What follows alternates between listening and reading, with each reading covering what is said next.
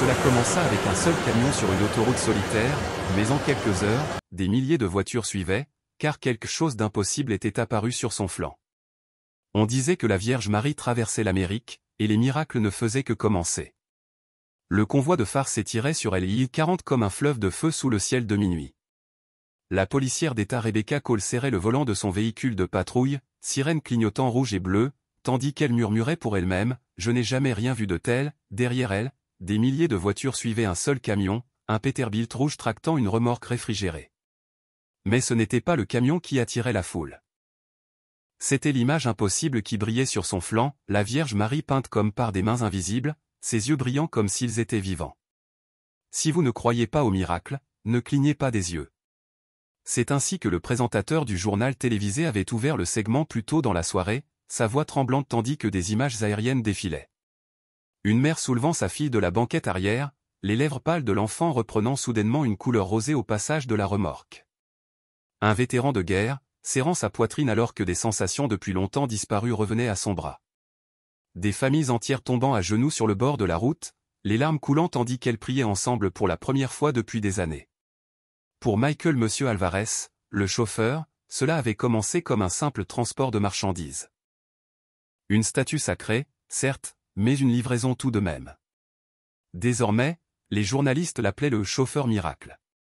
Des pasteurs affirmaient qu'un seigneur des temps modernes était né sur les autoroutes américaines.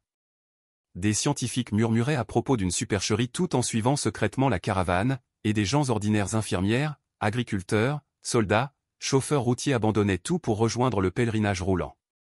Le trajet d'un homme à travers l'Amérique s'était transformé en un fleuve de foi sur eau.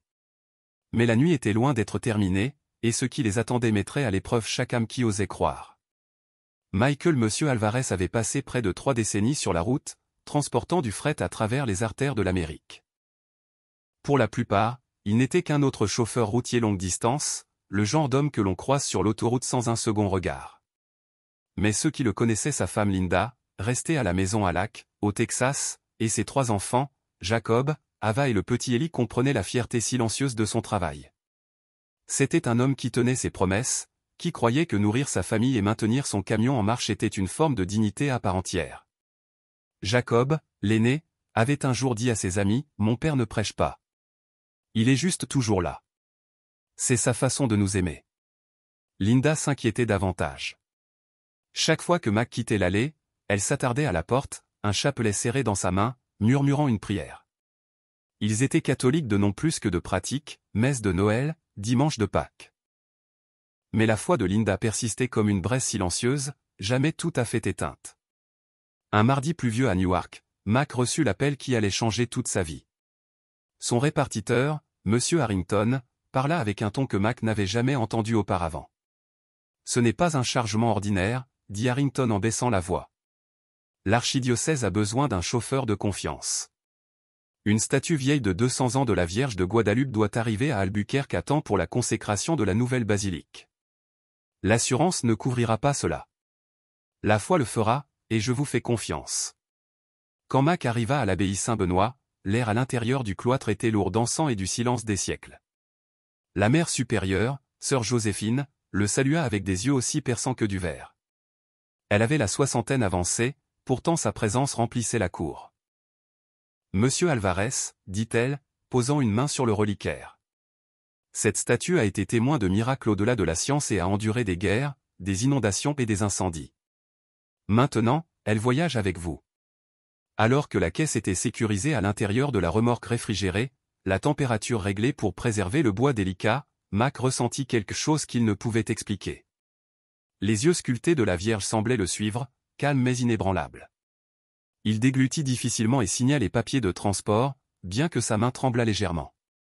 À l'aube, le Peterbilt vrombissait sur l'île 78, la statue derrière lui, une bénédiction de l'abbesse encore fraîche dans son esprit. De l'extérieur, il ressemblait à n'importe quel autre camion tirant une remorque blanche unie. Pourtant, à l'intérieur de ce conteneur scellé se trouvait une relique qui portait des siècles de dévotion, de prières murmurées et de guérisons inexplicables. Pour Mac, c'était un travail. Pour l'Église, c'était une mission. Et pour le ciel lui-même, eh bien, le ciel avait des plans bien plus grands que toute carte de chauffeur ne pourrait le montrer. À 5 heures précises, le Peterbilt rugit à la vie dans la cour du monastère. Sa calandre chromée attrapa les premières pales traînées de l'aube tandis que les sœurs se tenaient silencieusement, les mains jointes, regardant le camion rouge passer les portes. Sœur Joséphine leva la main en bénédiction alors que le camion disparaissait dans les rues s'éveillant de Newark. « Va avec Dieu, mon fils, murmura-t-elle, bien que Mac fût déjà trop loin pour l'entendre. Depuis le siège du conducteur, Mac ajusta les rétroviseurs et s'inséra sur l'I-78 en direction ouest pour rejoindre Kim. Pour tout navetteur passant, il n'était qu'un autre chauffeur routier commençant sa route avant le lever du soleil.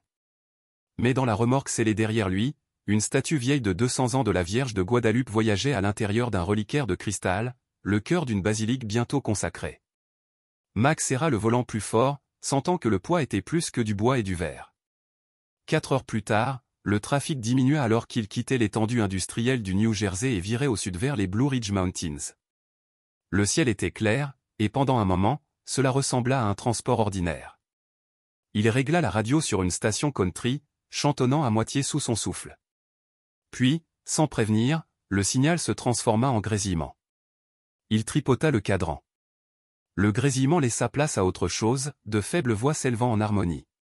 Pas de l'anglais, pas de l'espagnol. Du latin. Un chœur de femmes chantant un ancien hymne, le genre que Mac n'avait jamais entendu qu'à la messe de Noël. La mélodie remplit la cabine, obsédante mais magnifique, comme si elle était tissée directement dans l'air. Il éteignit la radio.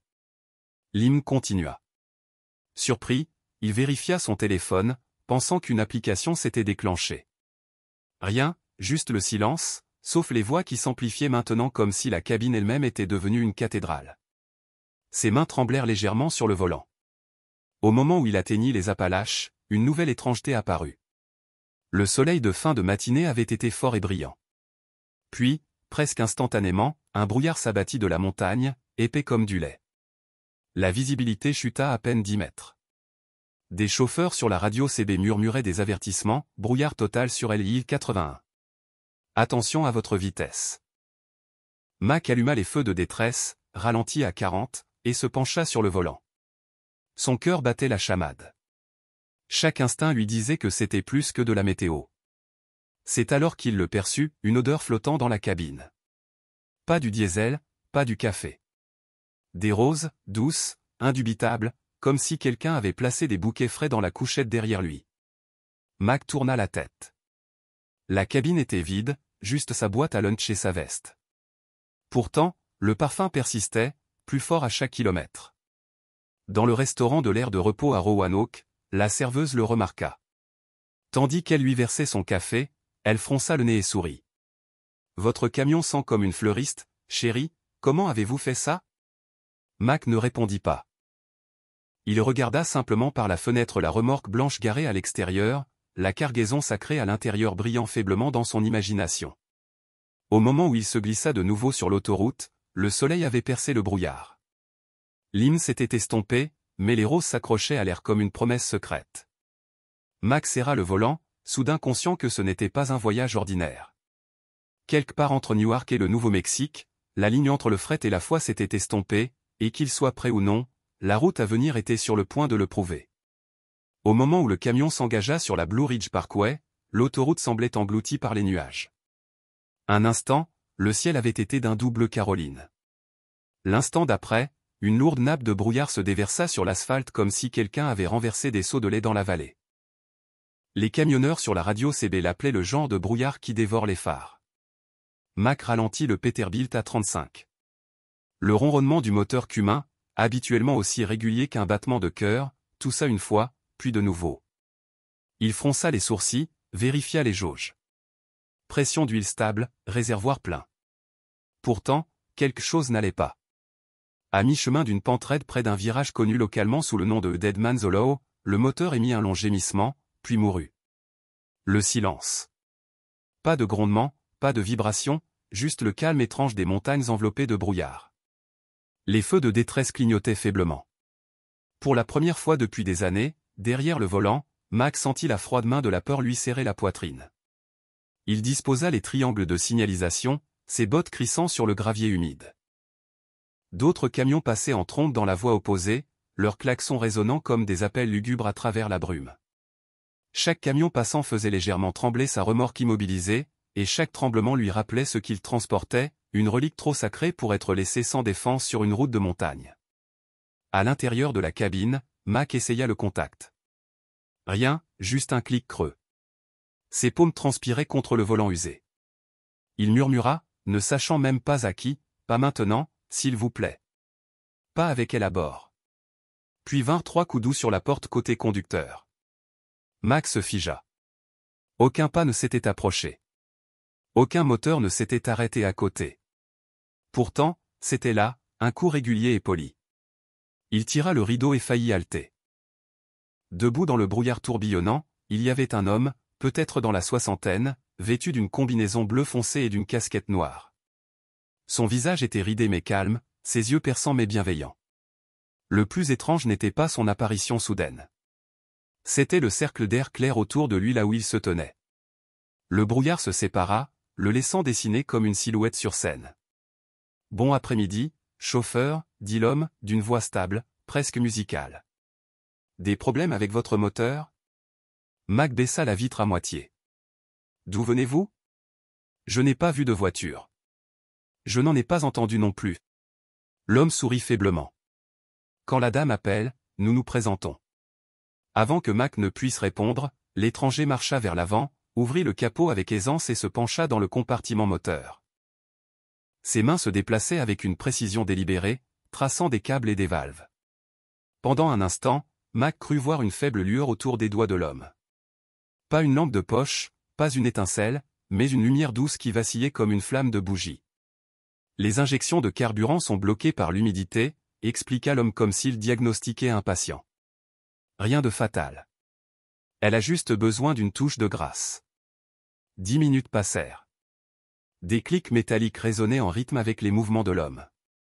Puis il rappela, essayez-la maintenant. Mac tourna la clé. Le moteur rugit à la vie, non seulement fonctionnant, mais plus fort qu'auparavant. Un grondement rauque qui fit trembler les rétroviseurs. Le soulagement l'inonda. Il sauta, prêt à remercier l'homme. Mais le bord de la route était vide. Pas de traces de pas sur le sol humide, pas d'outils laissés, aucune trace de la présence de quiconque. Ce qu'il y avait, cependant, coupa le souffle de Mac. Accroché au rétroviseur intérieur de la cabine, quelque chose qui n'était pas là quelques minutes auparavant, une petite médaille d'argent de la Vierge de Guadalupe, se balançant doucement comme si placée par des mains invisibles. Mac la serra avec des doigts tremblants. En 28 ans de conduite, les moteurs étaient tombés en panne, la météo avait fait rage, mais rien n'avait jamais été comme cela. Tandis que le Peterbilt gravissait de nouveau la montagne, le brouillard s'accrochant toujours à son châssis, Mac ne pouvait se défaire du sentiment qu'il n'avait pas simplement été aidé par un mécanicien. Il avait été visité par quelque chose ou quelqu'un bien au-delà de la portée de toute carte routière. Au moment où Mac arriva à une station-service près de Roanoke, en Virginie, le brouillard s'était éclairci et le Peterbilt ronronnait comme neuf. Pourtant, son pouls n'était pas redescendu. La médaille pendait du rétroviseur, attrapant la lumière du soleil, lui rappelant l'étranger qui avait disparu sans laisser de traces. Il gara son camion près des pompes diesel, s'étirant le dos tandis que le préposé s'approchait. Un jeune homme en casquette de baseball, mâchant du chewing-gum, s'arrêta à mi-pas, les yeux écarquillés. « Mon Dieu » murmura-t-il, sortant son téléphone de sa poche. « C'est irréel. » Mac fronça les sourcils. « De quoi parlez-vous » Le préposé pointa la remorque. Mac suivit son regard et se figea. La surface blanche autrefois vierge de la remorque réfrigérée portait maintenant une image pleine longueur, plus grande que n'importe quelle fresque. La Vierge de Guadalupe, robe déferlant en une cascade de bleu et d'or, mains jointes en prière, ses yeux peints mais lumineux, semblait rencontrer les siens, doux et inébranlables. Les détails étaient d'une précision impossible, les coups de pinceau raffinés comme ceux d'un maître. Mais il n'y avait aucun signe de peinture fraîche, pas d'échelle, pas d'artiste. L'image n'était pas là quand il s'était garé. « Qui a fait ça » murmura Mac. Le préposé secoua la tête. « Mon pote, c'est une finition d'usine. Regardez, c'est comme un os. Vous me dites que vous avez fait poser ça il y a 1 heure ? J'ai vu des pros faire de l'art en vinyle. Ce n'est pas ça. » Il passa une main sur la surface, puis montra sa paume. Propre. Pas de peinture, pas de résidus. En quelques minutes, des chauffeurs routiers et des voyageurs se rassemblèrent. Les téléphones se levèrent. Les obturateurs cliquèrent. Une mère murmura une prière, pressant le front de son enfant contre le flanc étincelant de la remorque. Un groupe de motards, gilets de cuir marqués de croix, s'agenouilla sur le parking, casque à la main. Au moment où Mac eut fini de faire le plein, la station-service bourdonnait comme un terrain de festival.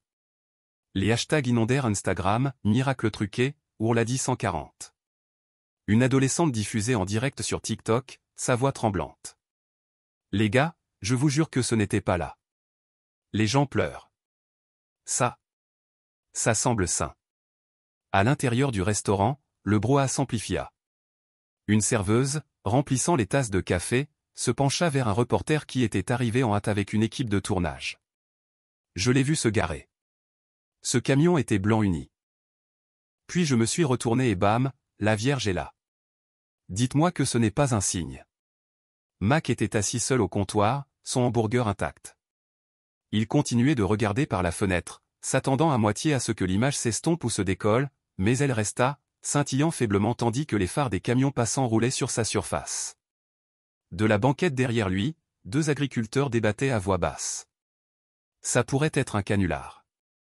Un canular ici? En plein jour? L'homme plus âgé secoua la tête. Non, mon fils. Ce n'est pas une question de peinture. C'est une question de foi. Parfois, le ciel a besoin d'un panneau d'affichage. Quand Mac retourna sur le parking, un cercle de personnes l'attendait. Certains voulaient toucher sa manche. D'autres demandaient des prières. Il leva les mains, paumes ouvertes, ne sachant que dire. Je ne suis qu'un chauffeur, parvint-il à dire, d'une voix rauque. Je ne sais pas comment cela est arrivé. Une femme serrant un chapelet le regarda droit dans les yeux. Peu importe, monsieur. Elle a choisi votre camion. La foule murmura son assentiment. Mac remonta dans la cabine, croisant le regard de l'image une dernière fois dans son rétroviseur.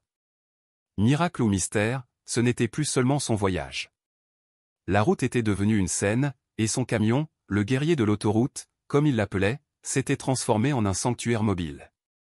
Alors que le Peterbilt roulait de nouveau sur l'île 40, des dizaines de voitures se rangèrent derrière lui, leurs phares s'allumant à l'unisson. Ce qui avait commencé comme une livraison était maintenant tout autre chose, une procession. Et pour la première fois de sa vie, Mac comprit que ces kilomètres n'étaient pas seulement mesurés en distance. Ils étaient mesurés en foi. La caravane s'était à peine étirée dans le Tennessee que le premier cri désespéré d'aide atteignit la cabine. Sur un tronçon désert près de Knoxville, Mac aperçut une femme debout sur le bas-côté, agitant frénétiquement les bras, berçant un enfant inerte. Le capot de sa berline était ouvert, de la vapeur s'échappait, défiant toutes les règles martelées aux chauffeurs routiers longue distance, ne vous arrêtez pas sur les autoroutes isolées. Ne prenez pas d'étrangers. Mac appuya sur le frein avant même de réaliser ce qu'il faisait. La femme courut vers la portière passager, les larmes coulant sur ses joues. S'il vous plaît, monsieur, ma fille, elle ne peut plus respirer. L'hôpital est à 30 minutes. Je ne peux pas. Je ne peux pas y arriver. Le cœur de Mac battit la chamade. La petite fille n'avait pas plus de 5 ans, ses lèvres étaient bleues, sa poitrine se soulevant dans de faibles halètements. La voix de la mère se brisa. Elle s'appelle Hope. S'il vous plaît, aidez-moi juste à l'emmener à Vanderbilt. Il ouvrit la porte. Montez vite. Le Peterbilt rugit de nouveau sur l'île 40, les feux de détresse clignotant tandis que Mac fonçait sur l'autoroute, chaque instinct lui criant que les secondes comptaient. Sur le siège passager, la femme serrait Hope contre sa poitrine, murmurant des prières en espagnol et en anglais. Entre les sanglots, elle avoua, les médecins ont dit pneumonie. Ils ont dit qu'elle ne tiendrait pas la semaine. Mais la nuit dernière, elle a rêvé d'une dame en bleu qui lui a dit qu'un camion viendrait. Un camion sacré. Je pensais qu'elle délirait. Mais quand la voiture est tombée en panne ce matin, elle m'a supplié d'attendre sur cette route. Mac resserra sa prise sur le volant. Il voulait dire que c'était une coïncidence. Mais quand il jeta un coup d'œil dans le rétroviseur latéral, son souffle se coupa. L'image de la Vierge sur la remorque brillait doucement, non pas d'un reflet du soleil, mais de sa propre lumière, pulsant doucement comme un battement de cœur. « Madame, murmura-t-il, la gorge sèche. Regardez derrière nous. » Elle se tordit sur son siège et haleta. Milagro. La figure peinte semblait vivante, rayonnant des teintes d'or et de saphir sur l'asphalte. La lueur se répandit dans la cabine, enveloppant la mère et l'enfant d'une chaude brillance. Aube s'agita. Ses petits doigts se contractèrent.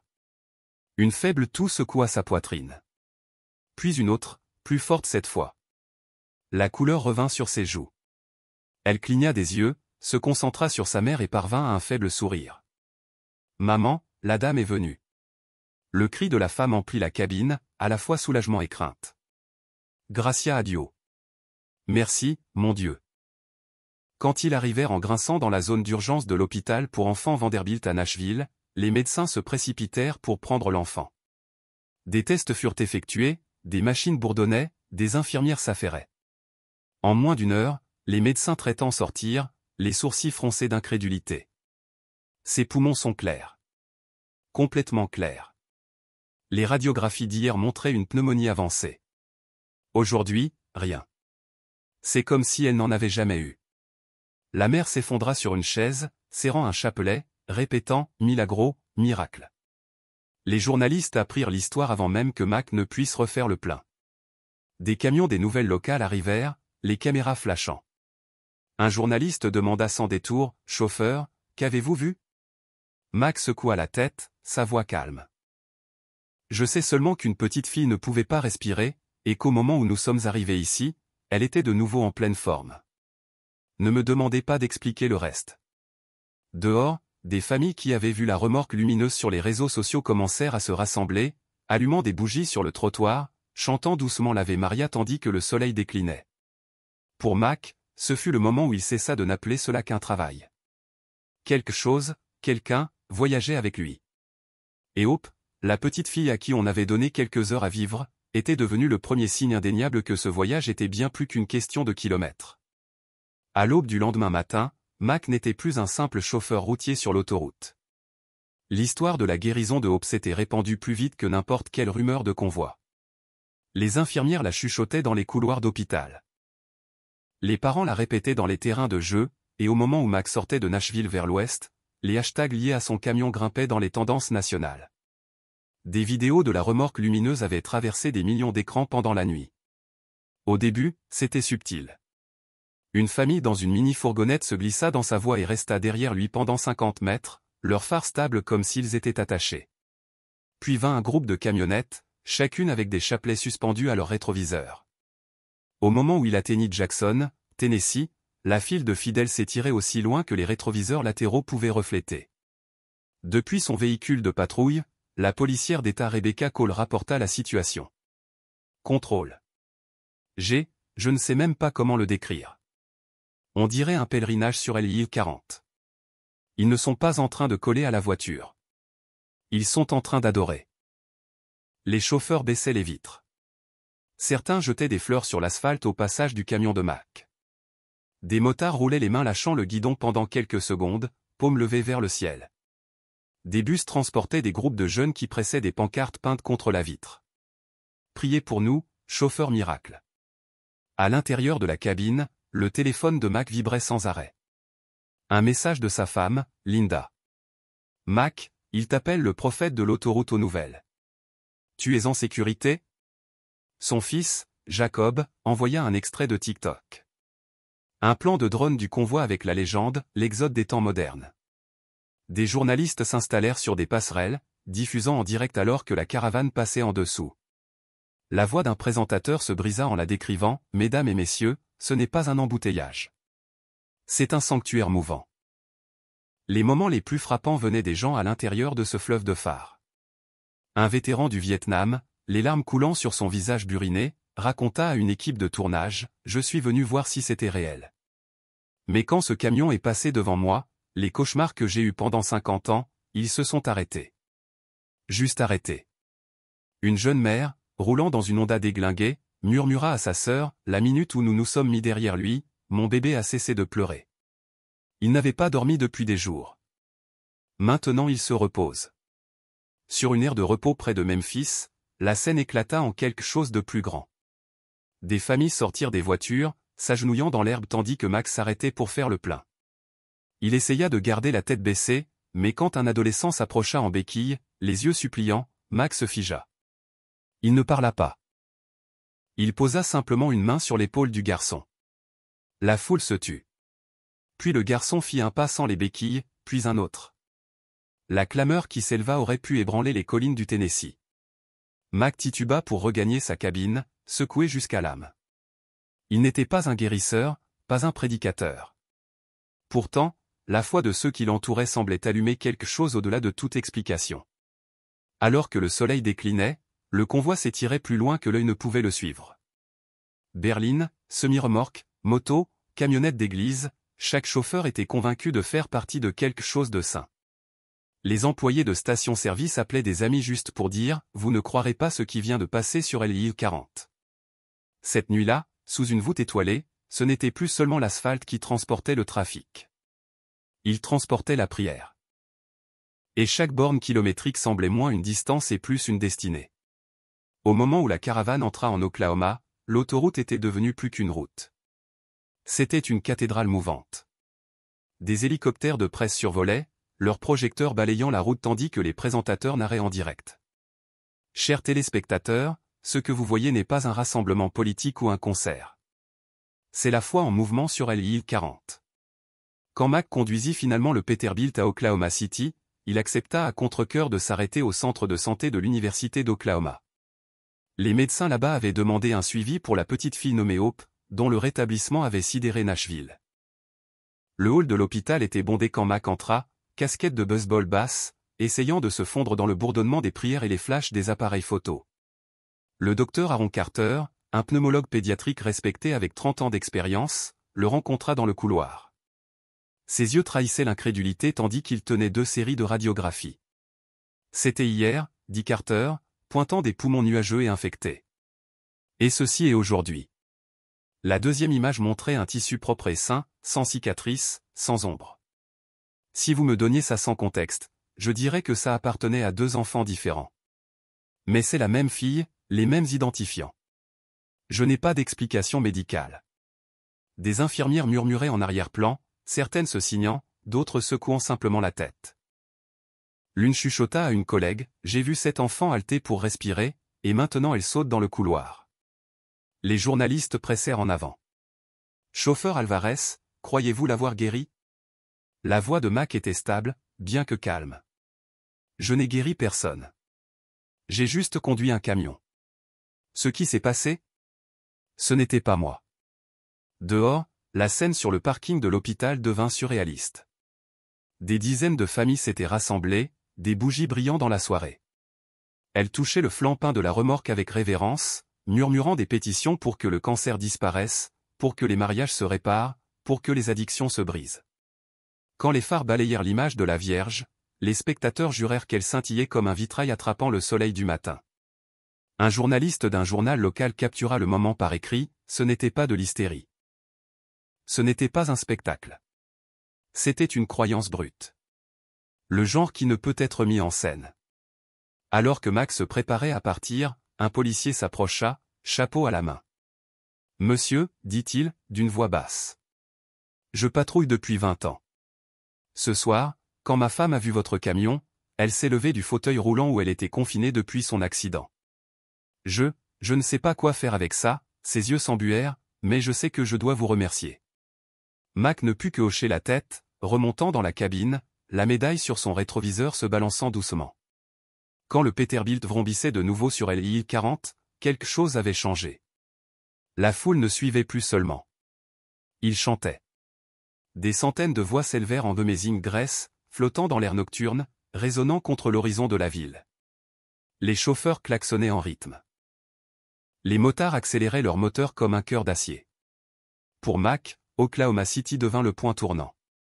Les sceptiques, les médecins, la presse, tous avaient vu assez pour admettre que quelque chose d'inexplicable se produisait, et les fidèles, qui l'avaient rejoint kilomètre après kilomètre, croyaient maintenant avec un feu qui brûlait plus fort que les néons de la ville derrière eux.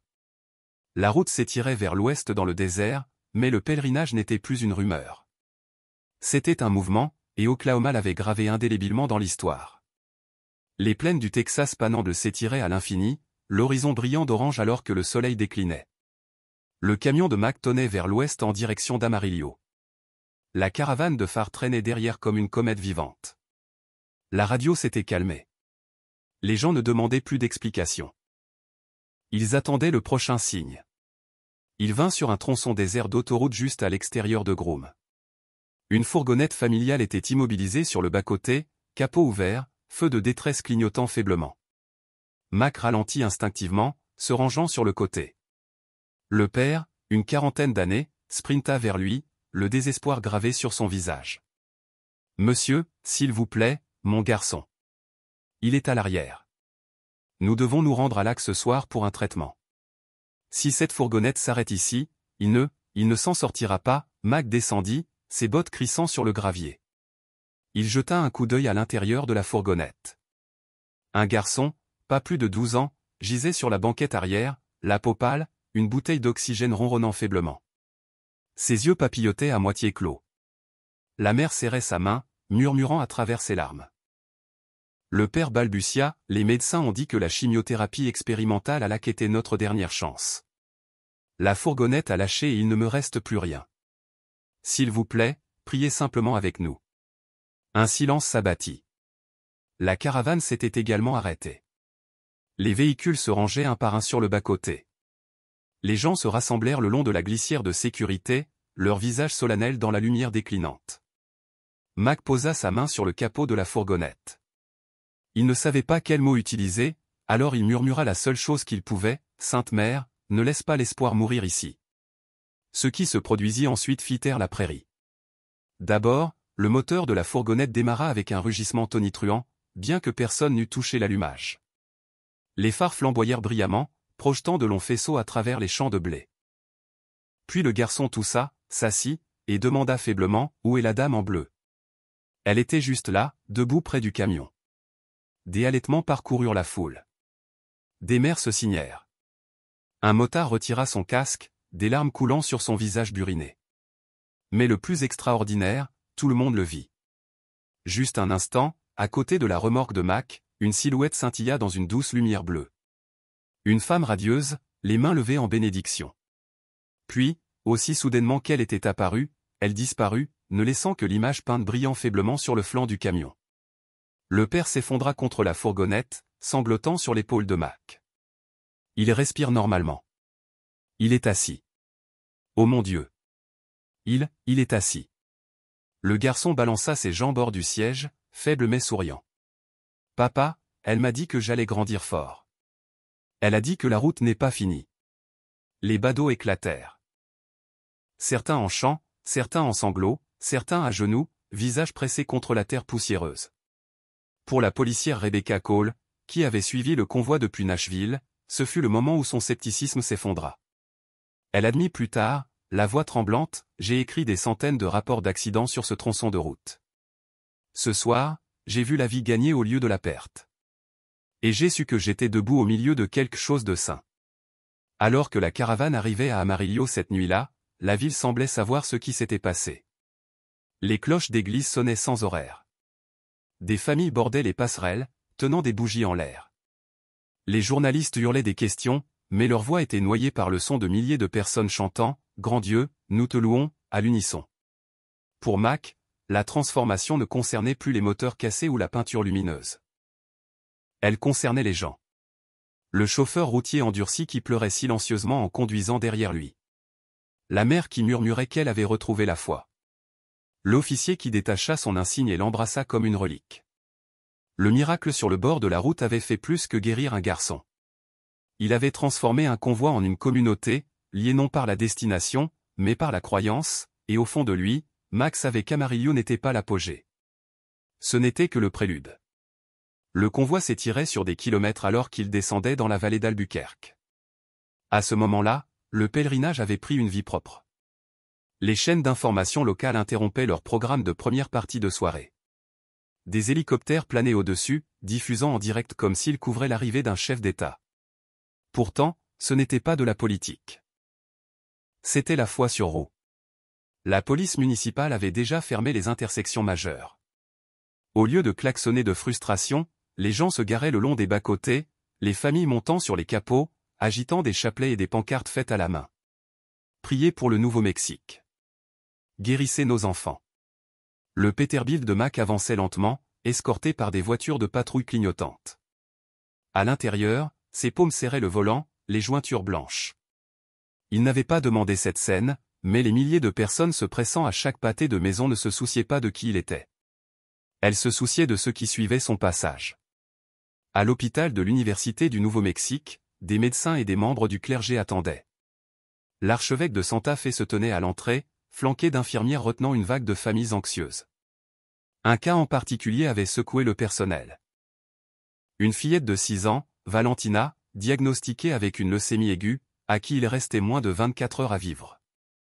Ses parents avaient supplié Mac de faire passer le camion devant sa chambre. À contre-cœur, il accepta. Le convoi ralentit, les phares baignant les murs de l'hôpital. Dans l'aile pédiatrique, les fenêtres se remplirent de silhouettes. Des enfants pressant leurs petites paumes contre la vitre. À l'intérieur d'une de ses chambres, Valentina gisait pâle et immobile, des machines bourdonnant à son chevet. Sa mère sanglotait doucement, serrant un scapulaire usé. Son père murmura, « S'il vous plaît, laissez-la juste voir le camion. » Puis cela arriva. Tandis que l'image peinte de la Vierge sur la remorque arrivait à la hauteur de la chambre, une lumière jaillit sur le panneau latéral. Non pas le reflet brutal des phares, mais un éclat doré constant. Des témoins le décrivirent plus tard comme un lever de soleil peint sur de l'acier. La lueur se répandit dans les fenêtres de l'hôpital. Des infirmières haltèrent. Les moniteurs bipèrent de manière erratique, puis se stabilisèrent. Les yeux de Valentina papillotaient, s'ouvrant pour la première fois depuis des jours. Ses lèvres s'incurvèrent en un sourire. « Maman » murmura-t-elle, d'une voix claire. La dame dit que je peux rejouer. Le couloir éclata en cris. Des médecins firent irruption, vérifiant les signes vitaux. Les moniteurs montraient des niveaux montant vers la normale, l'oxygène sanguin grimpant. Une infirmière laissa tomber son presse-papier, les larmes coulant. C'est impossible. Elle se stabilise. Dans la rue, la nouvelle se répandit instantanément. La foule rugit, les voix s'amplifiant en un chœur d'Ave Maria. Des inconnus se tenaient la main, agenouillés sur l'asphalte, encore chaud du soleil de la journée. Mais le miracle ne s'arrêta pas à un seul enfant. Des personnes dans la foule commencèrent à crier des témoignages. Une grand-mère qui était arrivée en fauteuil roulant se leva soudainement, marchant sans aide. Un adolescent souleva ses appareils auditifs, déclarant qu'il pouvait entendre chaque note de l'hymne. Un homme serrant des scanners médicaux les déchira en deux, sanglotant, les tumeurs ont disparu. Je le sens. Des policiers se retrouvèrent à pleurer à côté d'inconnus qu'ils avaient été chargés de contrôler. Des journalistes laissèrent tomber leurs microphones, oubliant les interviews, pris par le moment comme tout le monde. Même des ambulanciers expérimentés chuchotaient qu'ils avaient vu plus de vies restaurées en 1 heure qu'en des années de service. Au-dessus, les caméras capturaient un phénomène que les météorologues ne pouvaient expliquer. Des nuages se transformant en forme de mains tendues. Des faisceaux de lumière perçant le crépuscule, illuminant le convoi comme si le ciel lui-même s'était ouvert. À l'intérieur de sa cabine, Mac était figé. Il ne menait plus. Il suivait. Il suivait un courant qui avait balayé une ville entière dans quelque chose de plus grand qu'aucun homme ne pouvait commander. Cette nuit-là, Albuquerque n'était pas seulement un autre arrêt sur la carte. Elle devint une terre sainte. Et les milliers de personnes qui s'agenouillaient dans ces rues savaient qu'elles n'étaient pas seulement témoins de miracles. Elles en faisaient partie. Quand la caravane ralentit finalement au-delà d'Albuquerque, le silence s'abattit sur la cabine de Mac comme un lourd manteau. Pendant des heures, il avait traversé des mers de gens, à travers des miracles qu'aucune pensée ne pouvait cataloguer. Pourtant, la vérité plus profonde pesait sur lui. Il ne s'agissait plus seulement de livrer une statue. Sur une aire de repos surplombant le désert, le convoi s'arrêta pour la nuit. Des familles déroulèrent des couvertures sur l'asphalte. Des prêtres menaient des chapelets sous les étoiles et les caméras diffusaient chaque souffle. Mais Max s'éclipsa, grimpant une petite colline au-delà de la station-service, ayant besoin d'espace. Là, seul sous le vaste ciel du Nouveau-Mexique, le poids de la route pesait sur lui. « Je ne suis qu'un chauffeur routier », murmura-t-il dans le vent. « Pourquoi moi ?» C'est alors que cela arriva. Une chaleur, subtile au début, grandit derrière lui. Il se retourna, s'attendant à des phares. Au lieu de cela, il vit le flanc de sa remorque briller, plus lumineux que la lune, la Vierge peinte scintillant comme si elle était vivante. Ses yeux bougèrent. Incontestablement. Mac tomba à genoux. Des voix s'élevaient d'en bas, des familles encore éveillées, des témoins pointant vers le ciel. Mais pour Mac, le monde s'évanouit. Il ressentit des mots non pas dans ses oreilles, mais dans sa poitrine, comme inscrits sur son cœur. « Enfant, tu m'as porté comme une cargaison, mais je te porte comme mon messager. Ce qui a commencé comme du fret est maintenant une mission. Ne crains pas la route à venir. Elle a été choisie pour toi avant ta naissance. » Des larmes creusaient des sillons sur son visage. Il murmura en retour, « Je n'ai pas de sermon. Je n'ai pas de théologie. J'ai des callosités et des kilomètres parcourus avec difficulté. C'est pourquoi tu as été choisi. La foi ne naît pas dans les chairs, mais sur les routes ouvertes, dans les mains qui travaillent. Tes kilomètres seront mon évangile. » Une rafale soudaine balaya la crête, courbant l'herbe sèche, et ceux d'en bas haltèrent alors que tout le flanc de la remorque s'embrasa comme un lever de soleil. Certains tombèrent à plat sur le sol. D'autres levèrent leurs mains vers les cieux. Parmi eux se trouvait la policière Rebecca Cole, qui raconta plus tard aux journalistes, la voix brisée, ce n'était pas Mac qui parlait là-haut. C'était quelque chose de plus élevé. Pour la première fois de ma carrière, j'ai déposé l'insigne et j'ai prié. À l'aube, l'air de repos du désert était devenu un sanctuaire. Les pèlerins s'avancèrent, non pas pour demander des miracles, mais pour toucher les mains de Mac, l'appelant frère, messager, instrument. Il protesta, insistant qu'il n'était pas un prophète. Mais même en essayant d'esquiver, son téléphone s'illumina d'appels d'évêques, de journalistes, même d'étrangers d'outre-mer. Le message se propageait plus vite qu'aucun convoi ne pouvait voyager. Un chauffeur routier était devenu un vaisseau, et au fond de lui, Mac savait que la livraison à Santa Fe ne serait pas la fin. Ce ne serait que le premier chapitre d'une route qu'aucun GPS ne pourrait tracer. Une mission qui n'appartenait pas à un seul homme, mais à chaque âme désireuse de croire que le divin pouvait voyager à leur côté sur l'autoroute. Ce matin-là, alors que le moteur du Peterbilt vrombissait de nouveau, Mac posa une main sur le volant usé et l'autre sur la petite médaille de la Vierge qui pendait maintenant de son tableau de bord. La route s'étirait vers l'ouest, brillant des premières lumières. La voix qu'il avait entendue résonnait encore en lui, « Conduis et je ferai le reste. » Le soleil déclinait derrière l'horizon désertique alors que le convoi de Mac avançait, les phares s'allumant un par un. Ce qui avait commencé comme le travail solitaire d'un chauffeur routier s'était transformé en quelque chose de bien plus grand. Un fleuve de foi vivant traversant l'Amérique. Des gens qui avaient été des inconnus voyageaient maintenant côte à côte, liés non par la destination, mais par l'espoir. Un agriculteur du Kansas, qui avait parcouru des centaines de kilomètres juste pour apercevoir la remorque lumineuse, déclara plus tard, « Je ne suis pas revenu avec des preuves. Je suis revenu avec la paix. C'est suffisant. » Une infirmière d'Albuquerque murmura, « J'ai tenu des enfants mourant dans mes bras, mais cette nuit-là, j'en ai tenu un qui vivait. Et je sais que ce n'était pas moi. C'était quelque chose de sain. » Même les sceptiques ont admis que quelque chose avait changé. Des journalistes qui étaient venus pour dénoncer une supercherie se sont retrouvés à genoux en prière sur l'asphalte, leurs caméras oubliées. Et Mac, toujours juste un homme aux mains calleuses et aux kilomètres dans les os, portait maintenant une mission plus grande que le fret. La route à venir ne lui appartiendrait pas seulement. Elle appartenait à chaque personne qui choisissait de croire que les miracles touchaient encore le monde, que la foi pouvait unir les villes, que l'espoir pouvait transformer des étrangers en famille. L'histoire du chauffeur miracle n'était plus seulement la sienne. Elle était devenue la nôtre. Et à vous qui écoutez maintenant, si ce voyage a remué quelque chose dans votre cœur, ne le laissez pas s'estomper lorsque l'écran s'éteint. Portez-le en avant. Partagez-le. Vivez-le. Car la foi grandit lorsque nous marchons ensemble.